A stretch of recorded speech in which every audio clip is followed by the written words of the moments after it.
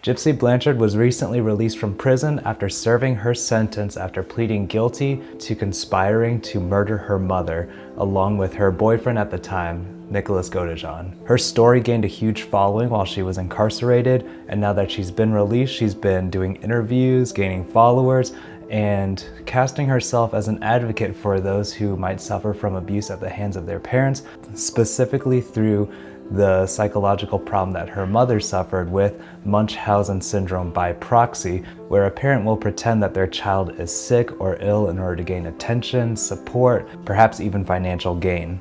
Now, through many different documentaries, TV series, and interviews, she is sharing some of her stories and her feelings after being released from prison. Hey, what's up everyone? Welcome to another video. Today we are reacting to an interview that Gypsy Blanchard did with ABC Nightline. And today some of the facets that we're looking at include talking about trauma, about some of the psychological principles that may be behind the patterns that she saw with her mother, and what kept her in that kind of captivity for that duration, as well as how she's seeing herself now and moving forward with her life after being so controlled by her mother, after being incarcerated, and now being married and reinventing herself. Along the way, we'll be paying attention to substance use as a result and a byproduct of the trauma that she experienced, and talking about some of the patterns that she is trying to break away from as part of her new life as she is now free. As always, please like and subscribe. That helps you stay up to date with our content and make sure you don't miss any of these videos. Another piece of exciting news is that we just hit 3,000 subscribers.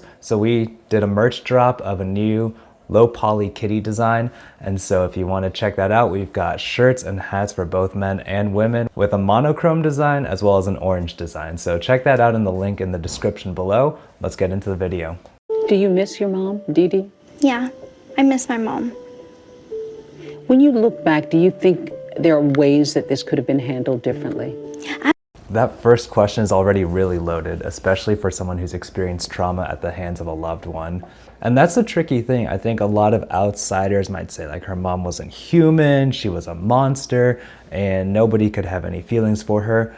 But Gypsy in this interview, she's saying that, yeah, she still loves and appreciates her mom. And that may feel like a paradox to us, but that's some of the mystery around trauma and abuse, is that sometimes there are conflicting feelings and on the surface they don't make sense. But if that's the way she feels, that's the way she feels. And I think that's some of the tension that she'll be working through, or probably has been working through, is how does she reconcile her loved one with also the person who probably hurt her the most? Absolutely, absolutely. I look at things in hindsight, and I realized that there were other options besides murder, but I was so sheltered that I couldn't see them at the time. She's the face.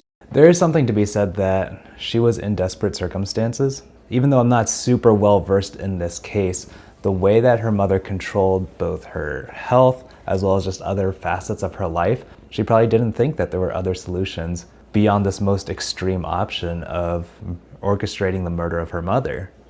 Of one of the most shocking crime stories in memory. This is the house where Claudinia Blanchard was found stabbed to death. Gypsy Rose Blanchard, portrayed by her mother as a chronically ill girl, unable to walk, with that signature baby voice.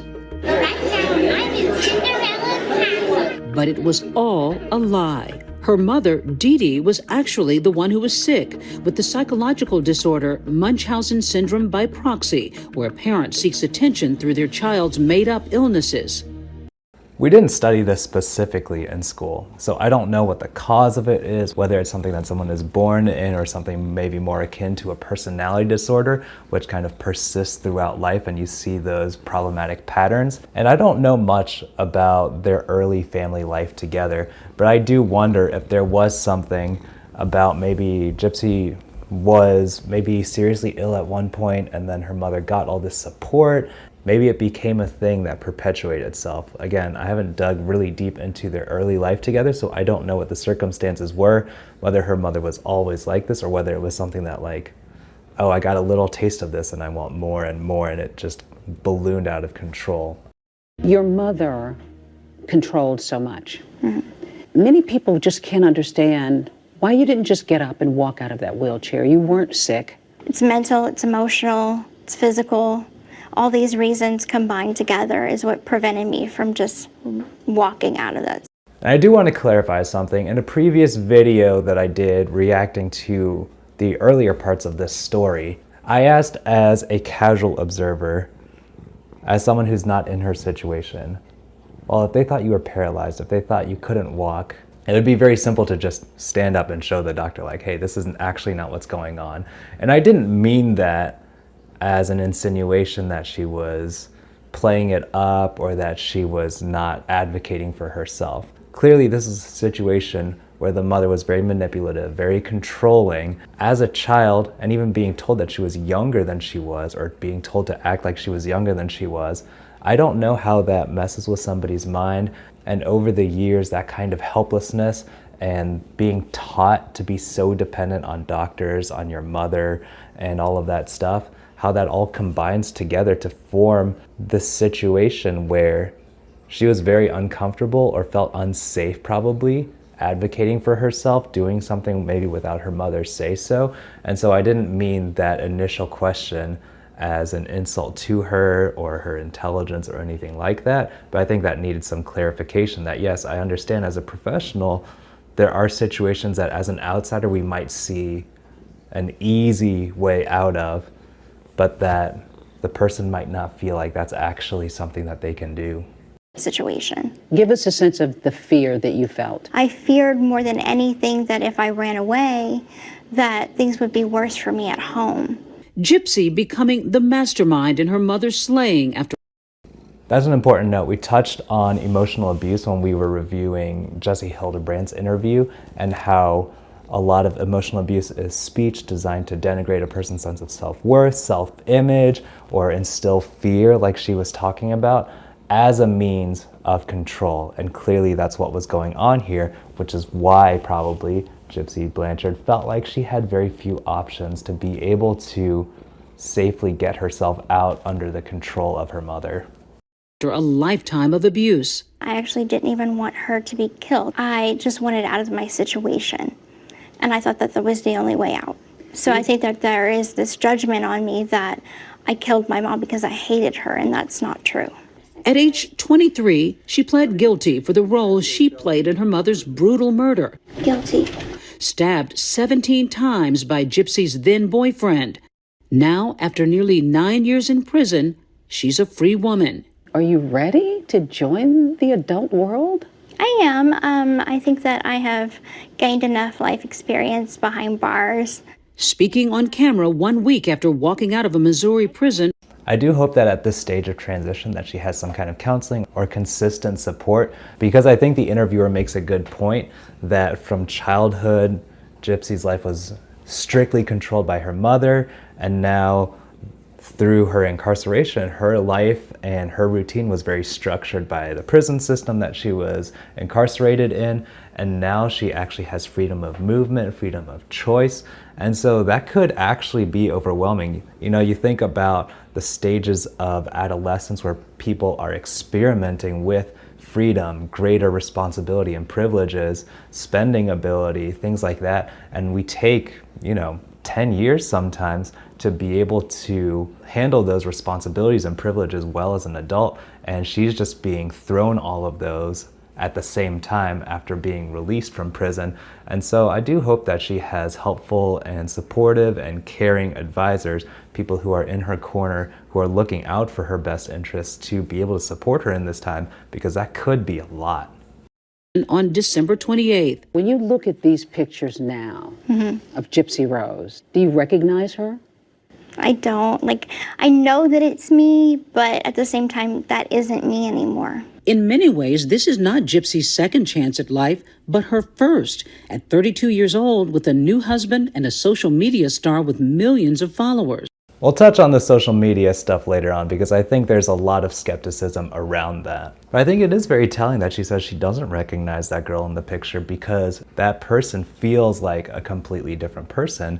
I don't know whether that's a healthy way or the unhealthy way to be coping with this, but for her to recognize this is a new chapter in her life, that there are new patterns that she's going to be establishing for herself, I think that's absolutely fair to think that way and not to get too bogged down in the mistakes of her past and feeling like she has the opportunity to create something new now. Hey everyone, this is Gypsy. I'm finally free. Gypsy's first TikTok going viral, posted just days after her release. You're trending on TikTok, people saying things like, I'm tipsy for Gypsy. How do you explain this? I honestly, I don't know myself. I consider myself just a normal woman, but I think maybe my story resonates with a lot of people. I think there's something to be said for what she is saying that is both helpful and alarming. And I'll try to unpack this a little bit. What I mean is that she says she feels like she's just a normal woman. And I think part of what resonates with potentially a lot of women in terms of, her stories and her social media going viral is that probably there are lots of levels of emotional abuse out there that even if it doesn't rise to the level of this Munchausen syndrome by proxy that Gypsy experienced, that probably a lot of women feel elements of their experience in her life, whether it's by parents or by spouse or boyfriend or whoever. And I don't want to read too much into it, but I think those comments together, that her story resonates with a lot of people and that she feels like she's just a regular woman, that may be a sign of something concerning about how the story resonates so much with people, perhaps because there is a common thread that people are connecting to, and that's kind of scary to imagine. Her allure bolstered by documentaries and by Hollywood, portrayed in Hulu's award-winning miniseries, The Act. My mom is my best friend. All she wants to do is keep me safe. Gypsy! So many people are embracing you out there. Do you feel any conflict with that? You've got fame, even though you participated in a murder? Of course I feel conflicted. Fame is not what I'm looking for. I always said I think I'm infamous, and then I came out famous, but that's not what I want. I want to be an influence for change.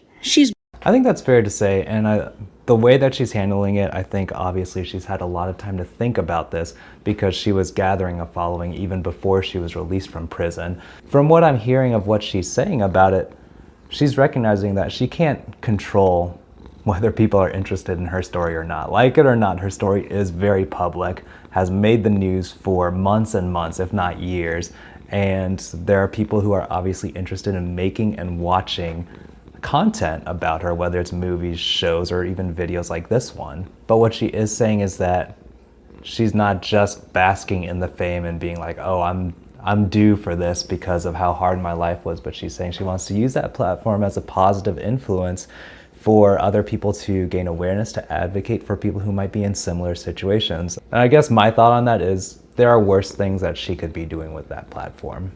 Beginning by offering details of her life in prison in the new Lifetime series, The Prison Confessions of Gypsy Rose Blanchard.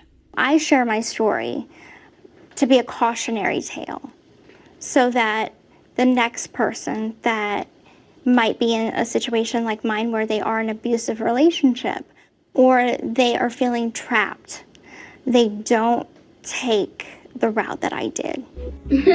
And that's where I was talking about earlier, maybe her story resonates with a lot of people because now she's tying it to more general things like emotional abuse or feeling trapped in a relationship.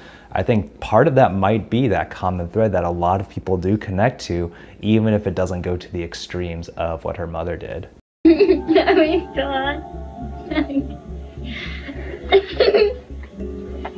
By the time she was 8 years old, life for Gypsy was nonstop pills and procedures. She was confined to a wheelchair. Where are you going today? I'm going to Children's Mercy Hospital to see my dentist for my teeth. My mother told me and told the doctors that I had everything from leukemia to muscular dystrophy. Paralysis from the neck down was one of actually in the medical records. And the doctors see me moving my arms, so how could I be paralyzed from the neck down? Were you ever tempted in any of these medical tests to say, I can move my arms, I can walk? Of course, but my mother was always in the room with me.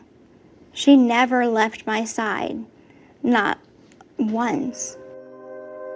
And again, this is where I feel like there was a failing in part on the medical system to either just take things at face value, but I got to imagine there must have been some kind of basic test that you run to see if someone's actually paralyzed, or if they had a miraculous recovery from that previous diagnosis.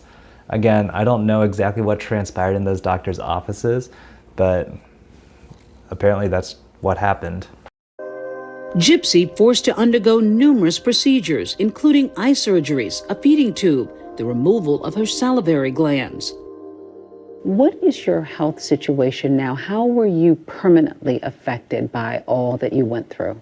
I did see a doctor in prison, and I'm completely healthy. Like, I have no health problems whatsoever. That's unbelievable. From all those unnecessary treatments and surgeries, like if you're talking about leukemia and the doctors are convinced that you have it, that's some pretty radical treatment, as well as removing your salivary glands, eye surgery, feeding tube, all of those things. And for her to come out with a clean bill of health, I'm glad that her mother's poor choices did not result in worse consequences for her body than what she's already experienced, especially long term. Grown-up Gypsy revealing for the first time now that she was hiding a dark struggle. In the docuseries, you reveal something pretty surprising. You say that you were addicted to painkillers. How serious was this addiction? This is really hard to talk about because it took me down a really dark path. But I felt like it was my only way to cope for a time. She says she'd had enough after 2 decades of abuse. We have breaking news.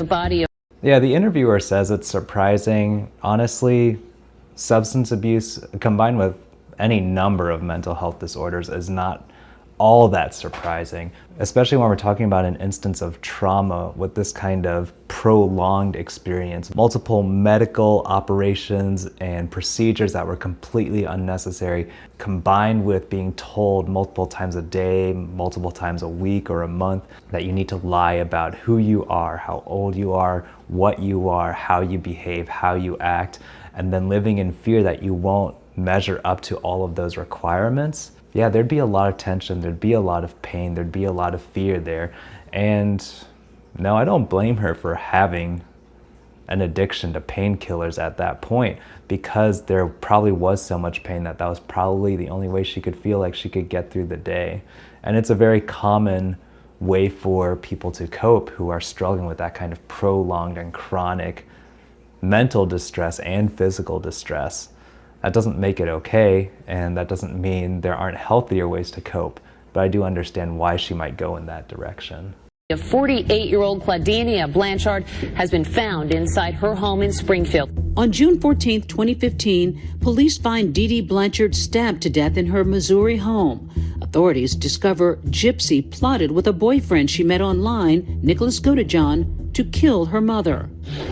Your mom's dead. Wait, what? She's deceased, all right? Now, what I want to ask you, did you have involvement in this? No. The two even having sex in the next room near her mother's body. Gypsy would eventually plead guilty to second-degree murder. Godejohn was convicted of carrying out the stabbing death and sentenced to life in prison without the possibility of parole. Gypsy now revealing that drugs played a role that night. Did your addiction have any connection to this crime? I think a part of it did. I would get high to stay numb, to not feel emotion. So when you made this decision to take part in the killing of your mom, were you high? Yes, I was. I was actually arrested with the pain medication in my bag. And that's possible too. Drugs, yes, they do impair your judgment, but especially like she said, trying to feel numb so that she wouldn't feel the pain and the distress regularly. Yeah, I get that. But that'll also dampen maybe some of those feelings of guilt or regret, some of those things that may have caused her to pump the brakes on a plan like that. And so, yeah, absolutely, I can see how the drugs could have played a part in influencing her inhibitions or her rational thought of like, hey, maybe this is not the best way to deal with this situation. And do you blame that for your decision? No. I don't blame drugs. I don't blame anything. I don't make excuses. There's no excuse for committing murder. Your former boyfriend, Nick Godejohn, is serving a life sentence. Mm-hmm. Is it fair that he is incarcerated for life for killing your mom and you're out?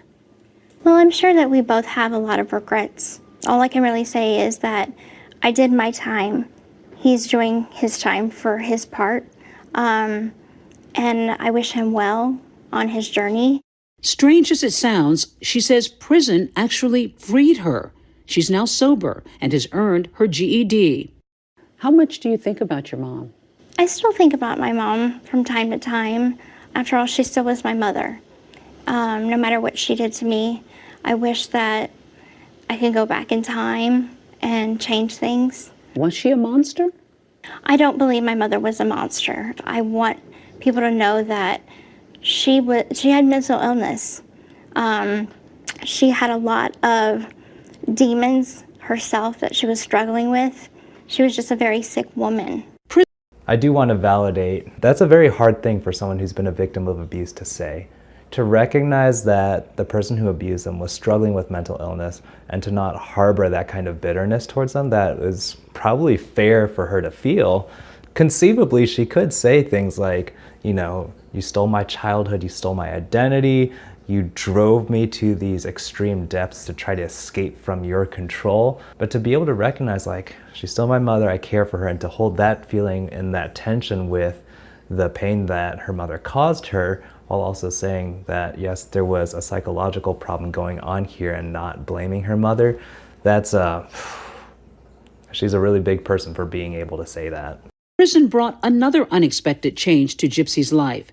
You got a lot of letters from a lot of people. I started getting a lot of support letters.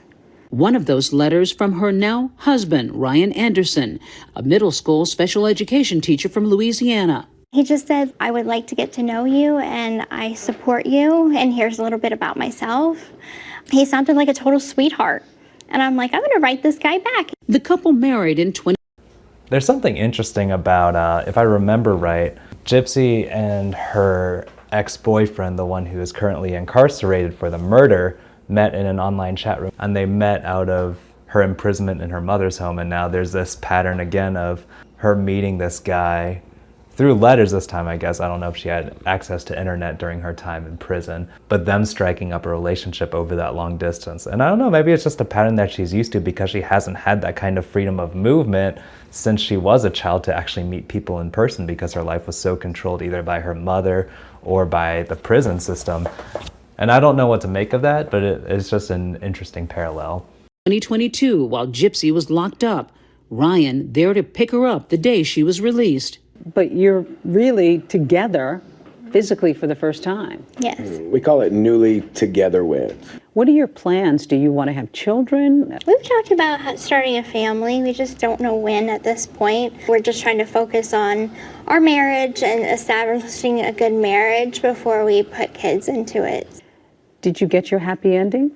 I think I did. Is it Time will tell. I think I'm a Prince Charming. Gypsy says she knows she still has a long road ahead. Much of your life with your mom was built on essentially getting the sympathy of the public. How do you convince people that you're not manipulating them now, as you and your mom did so many years ago? I don't think I can convince anyone anything. All I can do is be myself, put myself out there and in the truest form.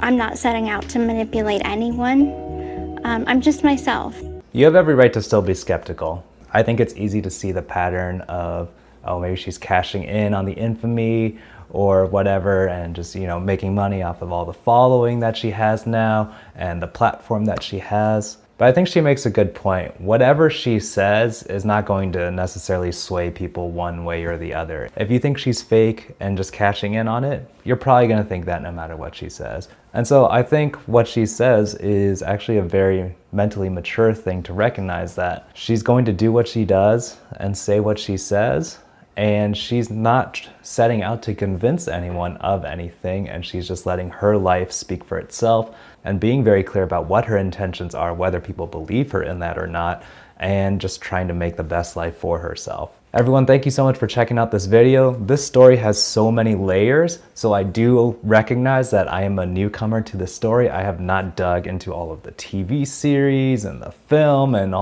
everyone else's breakdowns and things like that. And so please feel free to let me know in the comments details that I might have missed, other things I might have gotten wrong. But in the same vein as what she is doing with her platform now, what I want to do is be able to shed light on some of the characteristics of what she was talking about in terms of the situations of abuse that she found herself in, how that affects someone's thinking, and how that might be associated with substance use and addiction. All of those things are super helpful because, like she was talking about, even if Munchausen syndrome by proxy is very rare and uncommon, emotional abuse, PTSD, trauma, those are not all that uncommon. I hope that this can be an encouraging video for people who are watching who may resonate with her story or who may know someone who's suffering in a similar manner, that there's hope and support out there. Thank you everyone so much for watching this video. Again, please like and subscribe. That helps you to stay up to date with our content. Again, check out the merch store. We just dropped kitty themed merch. Again, some really cool designs to celebrate our 3,000 subscriber milestone. Right now our store is doing 20% off, and I don't know when you're watching this video, but that ends on the 13th. So be sure to check that out as soon as you can to get the discount. Thank you so much for watching. I'll see you all next time.